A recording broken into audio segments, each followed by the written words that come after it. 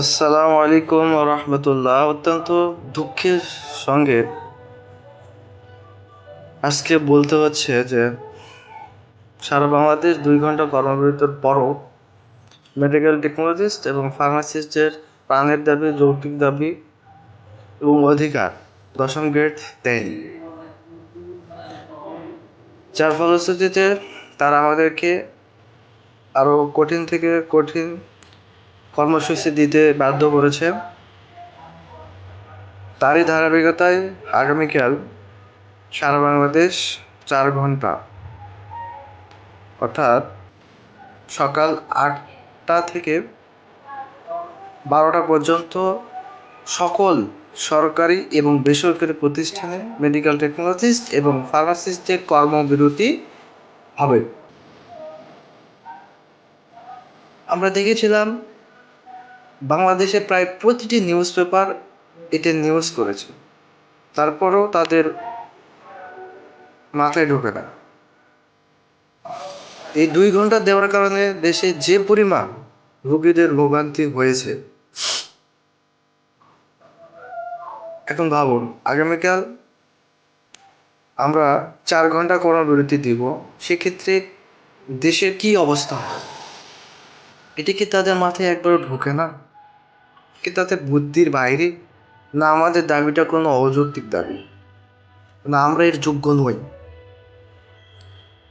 1994 সালে diploma প্রকৌশলীদের 2nd class দিয়েছে, 11 সালে নার্সদের দিয়েছে, 21 সালে কৃষি ডিপ্লোমা দিয়েছে। আমাদের দিতে বাধা কোথায় রে ভাই? আমাদের না যোগ্যতা নাই? যে কিসের অভাব আমাদের?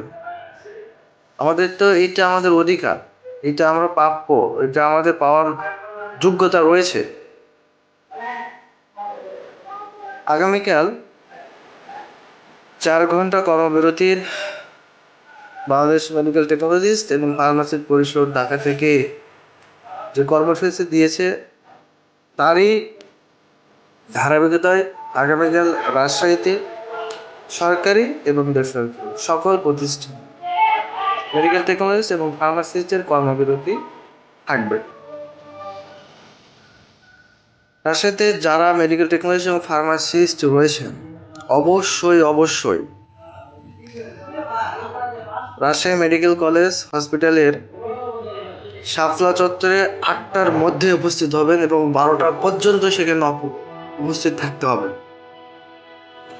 ইনশাল্লাহ, আল্লাহ সুবহানাহু ওয়া তাআলা যদি চায়, আগামীকালই মেডিকেল টেকনোলজিস্ট এবং ফার্মাসিস্টের 10ম গ্রেডের সোনালী সূর্য উদয় হবেই হবে ইনশাল্লাহ।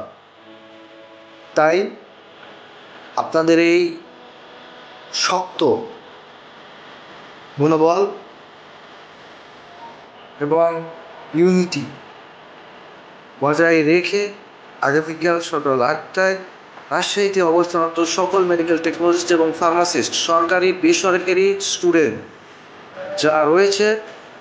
যারা রয়েছেন সবাইকে আসার বিনীত অনুরোধ জানাচ্ছি। আসসালামু আলাইকুম ওয়া রাহমাতুল্লাহ।